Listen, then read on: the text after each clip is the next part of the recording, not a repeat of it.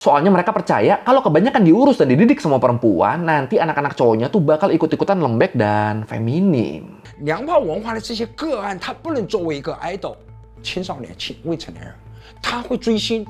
Yang paling basicnya tuh pemerintah mulai ngeblurin cowok-cowok yang pakai anting, tato, dan kuncir kuda.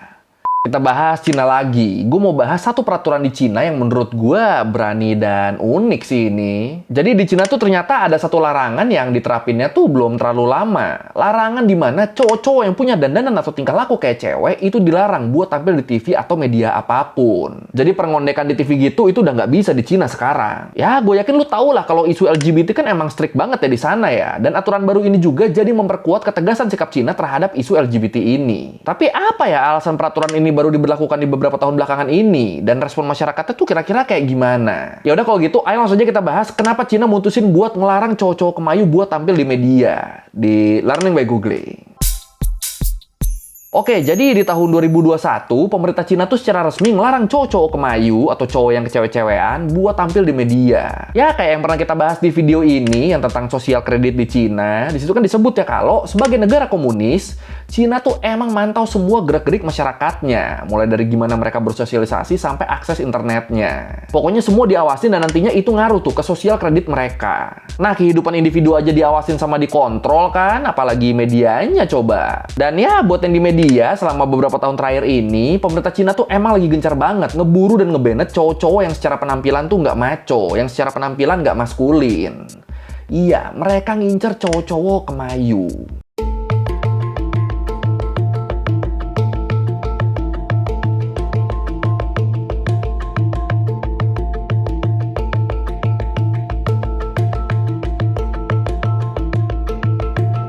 Dan kalau menurut Open Demokrasi disebut, basicnya masyarakat Cina kebanyakan tuh emang nganggep kalau laki-laki tuh harus jantan, harus kuat, harus maco, harus maskulin. Jadi kalau ada laki-laki tapi gayanya kayak cewek, ya itu tuh dianggapnya tuh udah ngelanggar nilai-nilai kejantanan. Tapi terus di zaman modern, karena pengaruh dari internet sama media luar, cowok-cowok kemayu tuh jadi banyak bermunculan di Cina. Soalnya makin kesini makin dianggap normal kan. Sampai akhirnya makin lama makin banyak orang yang nganggep kalau cowok yang pakai make up atau bertingkah laku atau berpenampilan kayak cewek, ya itu tuh cuma kebebasan berekspresi aja, bukan sesuatu yang salah. Makin lama makin banyak yang nganggep kayak gitu. Dan hal ini berarti sedikit demi sedikit mulai ngegeser nilai-nilai tradisional Cina tentang kejantanan tadi ya. Ngegeser pemikiran tentang gimana sih seorang laki-laki harusnya berpenampilan dan bertingkah laku. Nah, karena makin dianggap wajar yang ngebikin cowok kemayunya jadi makin banyak, akhirnya kondisi ini sama pemerintah Cina dianggap sebagai krisis maskulinitas. Dianggap sebagai krisis karena menyebarnya estetika abnormal. Ya, jadi cowok kemayu tuh dianggapnya tuh sama pemerintah Cina tuh nggak normal secara estetika.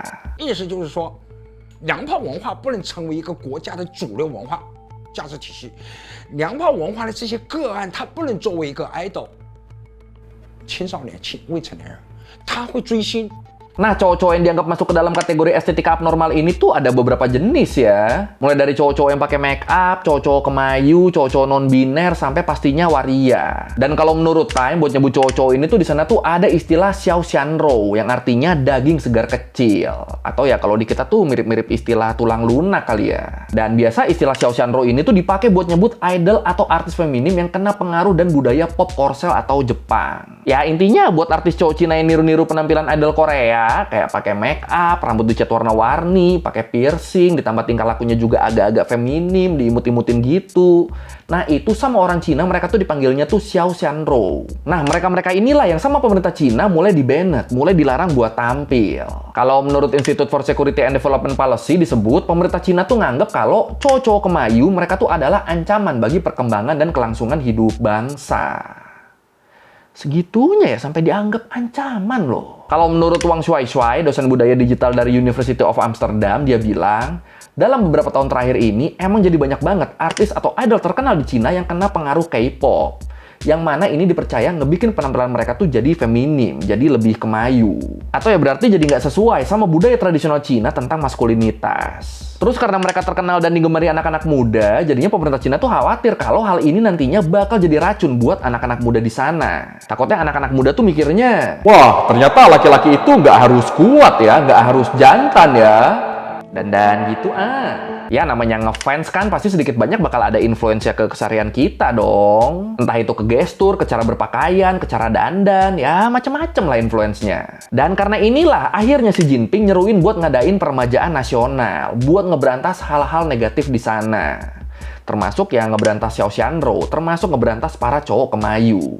Demi masa depan Cina yang lebih sehat. Dan di sini pemerintah Cina juga nganggep kalau laki-laki kemayu tuh terlalu lunak buat militer. Nanti kalau cowoknya kemayu semua, militer Cina mau dibawa kemana coba? Malah malu sendiri kan ntar. Mereka nganggepnya gitu tuh. 我们还是要培养男孩像男孩，女孩像女孩。我们就从中国的这个独有的文明体系、独有的文化、独树一帜的文化体系来讲，我们要保存中华文化的这个绵延的话，我们要有男人。 Apalagi kalau menurut The Conversation, mau nggak mau tingkah feminim cowok gini kan sering dikaitin sama penyuka sesama jenis ya. Sering dikaitin sama gay. Entah dia aslinya emang penyuka sesama jenis atau enggak, tapi kalau udah kemayu tuh pasti dihubunginnya tuh ke situ. Pasti dihubunginnya tuh ke penyuka sesama jenis. Dan dari dulu, pemerintah Cina kan emang anti sama penyuka sesama jenis begini. Bahkan di tahun 1949, pemerintah Cina tuh sempat ngeluarin undang-undang yang nyebut kalau homoseksual adalah tindakan kriminal dan dianggap juga sebagai penyakit mental. Karena mereka ngelawan kodrat dan moralitas. Sempat tuh ada undang-undang gitu tuh di tahun 1949, tapi terus undang-undang ini dihapus di tahun 1997. Tapi walaupun undang-undangnya udah dihapus, tapi hal-hal yang berbau penyuka sesama jenis gini tuh masih tetap dianggap tabu di sana. Makanya akhirnya banyak yang nganggep kalau pemberantasan cowok-cowok kemayu itu dikarenakan pemerintahnya emang homofobi. Emang pemerintahnya udah ngapain aja? Masih menurut The Conversation, di tahun 2016, pemerintah tuh mulai ngeberlakuin sensor ke platform video online. Dengan kriteria yang sama kayak sensor yang diberlakukan di TV. Jadi apa yang disensor di online itu sama tuh, kayak apa yang disensor di TV. Sama-sama strict jadi. Jadi kayak kalau misalnya ada yang nonton konten BL di aplikasi atau web streaming, terus ada adegan cowok sama cowok pegangan tangan, nah itu bakal disensor tuh. Lo mau nonton dimanapun pasti disensor. Baru pegangan tangan tuh ya langsung disensor ya, apalagi kalau yang lebih dari itu. Terus selain film sama drama, pemerintah Cina juga mantau acara-acara pencarian bakat yang banyak ngelahirin idol-idol kemayu. Terus juga karena pemenang acara kayak gini biasanya ditentuin dari vote penonton, jadinya makin jelas nih arah minat dan ketertarikan anak-anak muda Cina tuh kemana. Kalau misalnya banyak cowok-cowok feminim yang menang, kan artinya itu berarti banyak yang suka ya sama mereka. Banyak yang suka sama yang feminim-feminim begitu. Apalagi anak-anak muda Cina zaman sekarang kan udah banyak banget tuh yang secara vokal nyeruin tentang keberagaman gender dan kebebasan berekspresi. Nah pemerintah nganggapnya hal kayak gini tuh kalau dibiarin terus tuh bakal bahaya buat negara. Makanya pemerintah Cina mutusin buat ngambil action. Fan Chengcheng, the little brother of actress Fan Bingbing, took part in a boy band reality show, but was criticized online for being a sissy man. Sissy men in China aren't necessarily members of the LGBTQ community, but anti-sissy men policies add an extra layer of discrimination. Dan ya udah, akhirnya kalau menurut Vice di tahun 2019, pemerintah Cina makin gencar ngampanyein peremajaan nasional tadi. Dan salah satu caranya adalah dengan cara memperketat kontrol terhadap program-program di media. Nggak cuma yang di TV, tapi juga yang di internet. Cara kontrolnya gimana? Yang paling basicnya tuh pemerintah mulai ngeblurin cowok-cowok yang pakai anting, tato, dan kuncir kuda. Ini ekstrim juga ya. Kita kalau nonton film ada adegan ngerokok terus rokoknya di blur aja kan kita ngerasa keganggu ya. Nah ini anjir, kuncir kuda di blur. Wah, ekstrim sih ini sih. Terus kalau menurut ABC News di tahun 2021, National Radio and Television Administration juga ngeluarin seperangkat peraturan baru tentang orang-orang yang dilarang diundang di TV-TV di Cina. Di antara yang dilarang ini tuh ada artis atau influencer yang vulgar, yang suka pamer harta, yang ngelakuin penggelapan pajak, dan pastinya cowok-cowok yang kemayu. Ya intinya mereka tuh ngelarang selebriti-selebriti yang dianggap nggak punya moral dan ngelanggar ketertiban umum buat tampil di TV. Soalnya menurut pemerintah Cina, acara-acara TV tuh harus penuh semangat dalam mempromosikan budaya tradisional Cina yang unggul, budaya yang revolusioner, dan budaya sosial yang maju. Nah, mereka nganggapnya cowok-cowok feminim tuh bagian dari budaya barat yang liberal yang nggak sesuai sama identitas mereka. Makanya nggak boleh ada itu, harus diberantas itu. Pokoknya menurut pemerintah Cina, cowok-cowok kemayu itu nggak etis dan nggak pantas buat dijadiin tontonan, apalagi buat dijadiin idola. Itu nggak boleh banget itu. Ini ada yang setuju sama pemerintah Cina di sini? Boleh komen. Tapi emang sejujurnya gue tuh nggak pernah nonton acara-acara TV di Indonesia lagi tuh karena itu sih, karena kebanyakan cowok-cowok kemayunya isinya. Tapi kayaknya masih terlalu jauh deh buat ini diterapin di sini ya, peraturan ini ya. Ya kan ya? Ya gak sih?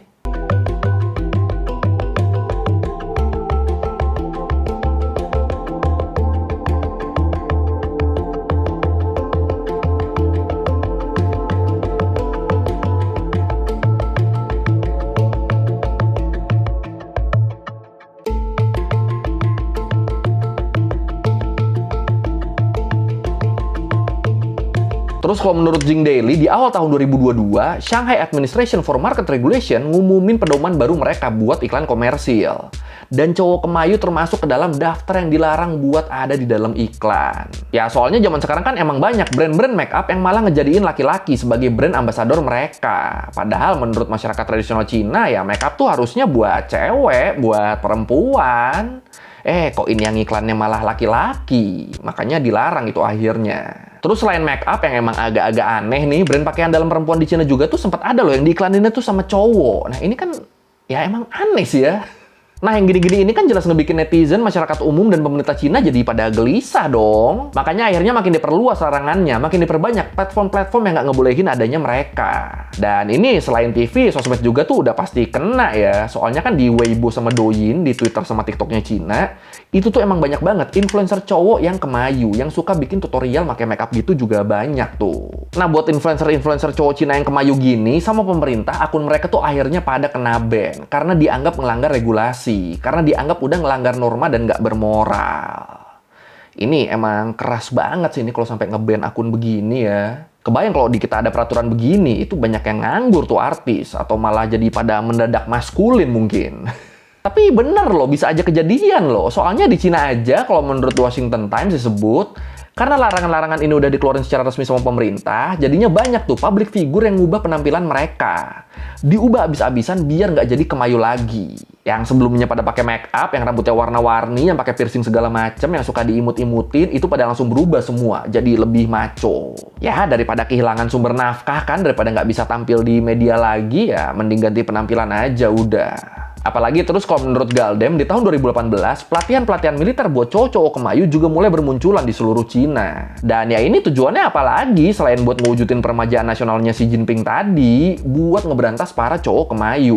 Terus selain itu slogan, "Selamatkan anak-anak kita," juga diterapin di semua sekolah di Cina. Bahkan nih yang paling ekstrim menurut gua, ada kepala sekolah di Hangzhou yang sampai harus mencat-mencatin guru perempuan di sekolahnya, buat diganti sama guru laki-laki. Kenapa yang perempuan dipecat-pecatin? Soalnya di sekolah itu emang guru perempuannya tuh lebih banyak, makanya harus disesuaikan lagi rasionya biar seimbang laki-laki sama perempuannya. Soalnya mereka percaya kalau kebanyakan diurus dan dididik sama perempuan, nanti anak-anak cowoknya tuh bakal ikut-ikutan lembek dan feminim. Ini apa iya begitu? 具体我是不太记住了，可能是去年9月份的时候。他们就说你可能违反了某项规定，然后怎么，然后给你发99条规定，违反了其中一项，然后你要自己发现其实哪一项。没有怎么办？你就接受啊，就接受这件事情。 Nah, dari masyarakatnya sendiri, walaupun banyak yang setuju, tapi sebenarnya banyak juga yang nolak aturan dari pemerintah ini. Contoh yang nolak tuh misalnya Lupin, aktivis feminis Cina yang udah merangin diskriminasi gender sejak tahun 1990-an. Dia bilang pemerintah ngelakuin ini tuh ya soalnya pemerintah ya emang homofobik aja, dan katanya budaya dan pemerintah Cina emang basicnya tuh nganggep kalau perempuan tuh inferior, nganggep kalau perempuan tuh nggak mampu buat megang kekuasaan. Makanya menurut dia pemerintah tuh nggak terima kalau laki-laki Cina bertingkah feminim, soalnya nanti jadi inferior, jadi nggak dominan lagi. Terus selain itu Lupin juga bilang kalau peraturan di Cina tuh emang terlalu ngatur budaya mereka, jadinya ya nggak bisa berkembang ke arah yang lebih modern budayanya. Padahal harusnya kan aturan tuh nyesuaiin sama perkembangan zaman, nyesuaiin sama perkembangan budaya, bukan malah sebaliknya. Terus kata dia juga harusnya manusia tuh bisa bebas berekspresi sesuai dengan apa yang mereka percaya sebagai gender mereka.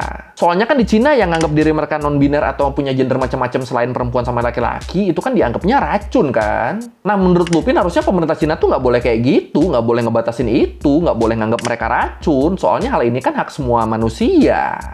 Menurut Lupin. Kalau gue pribadi sih nggak setuju ya sama Lupin ini ya. Gue nggak setuju kalau sampai segitu bebasnya. Apalagi terus kalau menurut BBC di tahun 2021 ada blogger yang namanya Chopeng yang mengakhiri hidupnya karena dia keseringan dikatain kemayu. Dikatain terus, stres, bundir aja. Dan karena kasus ini jadinya banyak tuh yang nyalahin pemerintah Cina yang seakan-akan ngekriminalisasi cowok-cowok kemayu. Walaupun dari pesan terakhir yang dia tulis di blognya, dia nggak ada sama sekali nyebut siapa pelaku bullyingnya. Cuma ya tetap aja, jadi banyak yang nganggep kalau ini tuh emang salah pemerintah. Tapi kalau menurut lu sendiri gimana nih? Apakah pemerintah Cina emang terlalu tegas tindak cowok-cowok kemayu ini, atau emang udah seharusnya ditindak setegas itu biar nggak ngerusak bangsa? Yang mana nih? Silakan komen. 所有的无害于社会的所有的要素，但并不意味着我们一定要按照美西方的那种所谓的性别政治意识形态正确去打造我们的文化体系和社会结构。我们要保持我们自身的社会发展的阶段性。 Oke, sekian renungan kali ini tentang pemerintah Cina yang mutusin buat ngelarang cowok-cowok kemayu buat tampil di media. Dan sejujurnya ini gue jadi penasaran nih, kalau peraturan kayak gini diadain di Indonesia bakal gimana ya? Apakah bakal didemo atau justru banyak yang setuju? Ya soalnya harus diakuin cowok-cowok kemayu di dunia entertainment kita kan emang banyak banget kan. Dan uniknya kalau di kita kan masyarakatnya tuh kayak yang anti banget sama yang kemayu-kemayu gitu. Tapi di TV-nya tuh justru banyak yang begitu. Itu uniknya begitu kan kalau di kita kan. Oke, kalau merevisi kayak gue udah salah atau mau nanya atau nambahin di video bisa tulis di komen, kita diskusi kayak biasa. Sekali lagi thank you dan jangan lupa like, comment, subscribe. Bye. Kau bilang diri ini menyimpang menanti di laknat Tuhan. Ku bertahan.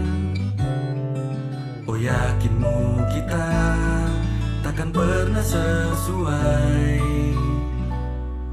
Hanya karena aku